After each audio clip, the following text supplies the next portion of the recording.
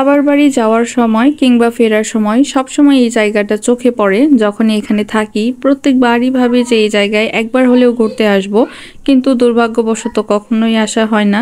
জায়গাটা এত সুন্দর, এত সুপরিচিত, কত দূর দূর থেকে মানুষ আসে এখানে। আমি বলছি আমাদের জাতীয় স্মৃতিসৌধের কথা, যেটা নবীনগরে অবস্থিত। আমাদের বাসার এত কাছে, তারপরও কখনো আসা হয় না, কিন্তু ওই দিন ভাবলাম যে ঘুরতে যাবই। নানুবাড়ি দাওয়াত ছিল, তো দাওয়াত শেষ করেই চলে এলাম আমরা সবাই। আমি, শায়নের আব্বু, শায়ন আরিদ, আমার মামা মামি, মামাতো বোন সবাইকে নিয়ে চলে এসেছি জাতীয় স্মৃতিসৌধে। আমরা রওনা দিয়েছিলাম আসরের নামাজেরও অনেক পরে। তো এসে দেখলাম বা শুনলাম যে 5টা পর্যন্ত নাকি এখন খোলা থাকে। ওই দিন শুক্রবার ছিল, তাই একটু বেশি সময় পর্যন্ত খোলা ছিল। আগে তো অলমোস্ট অনেক রাত পর্যন্তই খোলা থাকতো, অনেক দূর দূরান্ত পর্যন্ত যাওয়া যেত, সব জায়গায় ঘুরে ঘুরে দেখা যেত। এখন অনেকটা রেস্ট্রিক্টেড হয়ে গেছে বিভিন্ন সমস্যার কারণে হয়তো, আর সামনেও তো 16 ডিসেম্বর, তো সব কিছু মিলেই হয়তো একটু সমস্যা ছিল। তো যাই হোক, আমরা যেহেতু অনেক লেট করে গেছি, তো এত দূর আর যাইনি, স্মৃতিসৌধের একদম কাছাকাছি যাইনি, এখান দিয়ে ঘুরছিলাম। সবাই তো অলমোস্ট রেডি, বের হচ্ছিল। আমরা যখন যাচ্ছিলাম অনেকেই বের হয়ে যাচ্ছিল, আর অনেকে একটু ছবি টবি তুলছিল। তো আমরাও এখানে ছবি তুললাম, ভিডিও করলাম, খুবই ভালো লাগলো। আরও আফসোস করছিলাম যে আর একটু আগে আসলে হয়তো আরও বেশি সময় থাকা যেত, ওই দিকে ঘোরা যেত। ছোটবেলায় তো অনেক এসেছি, কিন্তু বড় হওয়ার পর আর আসাই হয়নি। অনেকবার এদিক দিয়ে যাই আসি, কিন্তু কখনোই আসা হয় না। তো সবাই যে যার মতো ঘুরছে, মামা মামিরা ছবি তুলছে, ঘুরছে, আমরাও ঘুরছি ফিরছি, সবাই যে যার মতো এনজয় করছি।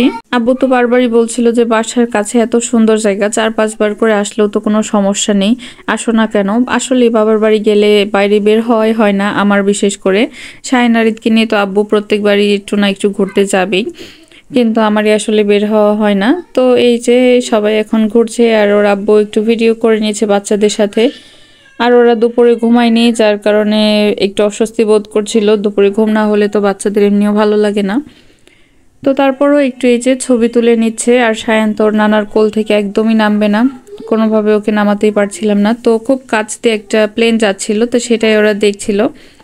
তো আমি একটু ভিডিওতে চলে আসলাম। আর এই জায়গাটা খুবই সুন্দর, ওখানে আবার মুক্ত মঞ্চও ছিল, এখানেও যেতে চেয়েছিলাম, কিন্তু দেরি হয়ে যাচ্ছিল, তাই আর গেলাম না। ওর আব্বু এখানে এসে খুবই খুশি হলো, কারণ সেও অনেক বছর পরে এসেছে আমার মতোই।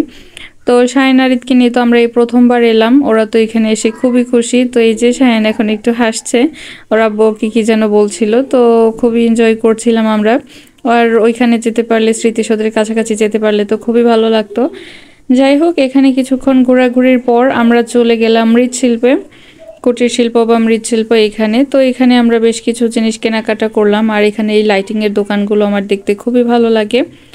এগুলো দোয়েল চত্বরেও আছে, তাই এখান থেকে আর নিলাম না। আর আব্বু এই যে বাচ্চাদের জন্য কিছু খেলনা কিনেছে, এই যে এই মুরগিটা, এই গরু, তারপরে এই যে একটা রোবট কার। তো এগুলো শায়ানি যে এগুলো নিয়ে খেলা করেছে। আর ও তো রোবট খুবই পছন্দ করে, বা এগুলো খুব পছন্দ করে, তো এসেই খেলা করছিল। একটু ঘুমিয়েছিল গাড়িতে আসার সময়, বাসায় আসার সাথে সাথে এই যে খেলনা দিয়ে খেলছে। তো আমি ওকে জিজ্ঞেস করছিলাম যে কোনটা কিভাবে চলে বলো তো।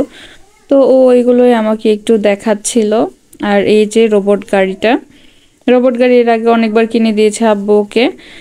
তো এই যে এটা কিনেছি, এই সুন্দর ওয়াল হ্যাঙ্গিংটা ঘরের মতো শেপের। আর এখানে ফুলগুলো কিনেছি, 2টা আবার পরে এক্সট্রা কিনেছি। আর কিনেছি একটা কোরআন শরীফের বক্স, সুন্দর একটা কোরআন শরীফের বক্স।